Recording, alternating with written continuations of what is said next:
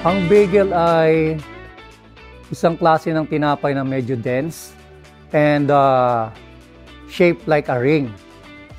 And ang process nito is dalawa. Sa pagluluto, ibinoboil muna and then tsaka ibinibake. We created a soft bagels na para matangkilik ng mga Pinoy at tsaka mga Asian people din. Ang difference ng bagel at saka sa ordinaryong tinapay, of course, dun sa process ng pagluluto niya. And then, yung formulation is totally different than from the regular tinapay compared dito sa bagels. Because bagel is in between lean dough and soft dough. Unlike dito sa ating tinapay na regular, it's either sweet dough or soft dough.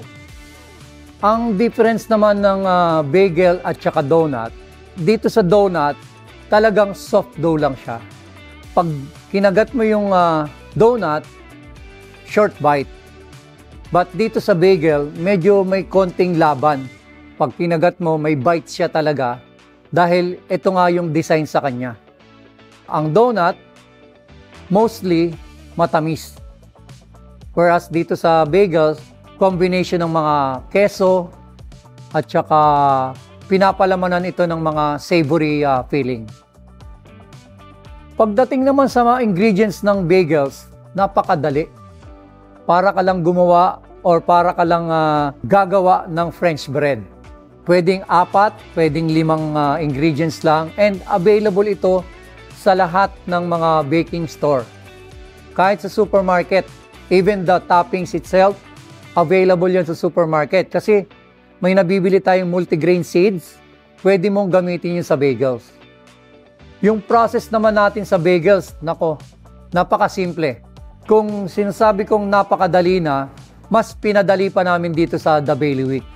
Okay na okay ito pang negosyo kasi bukod sa simple na, stackable pa. You can just make a big batch of bagels, properly wrap lang and then lagay mo sa freezer. It can last for a month. Or kung gusto mo naman ng maging negosyo ito, mag-stock ka ng finished bagels mo and then i-reheat mo na lang ito tsaka papalamanan mo ito tsaka mo i-reheat or vice versa. Or i-reheat mo muna bago mo siya i-process na palaman. Napakasimpleng gawin, napakagandang pang negosyo din. Inaanyayahan po namin kayo na mag-enroll dito sa class na ito. Bagels, talagang magagamit nyo ito sa pangnegosyo at napakadali.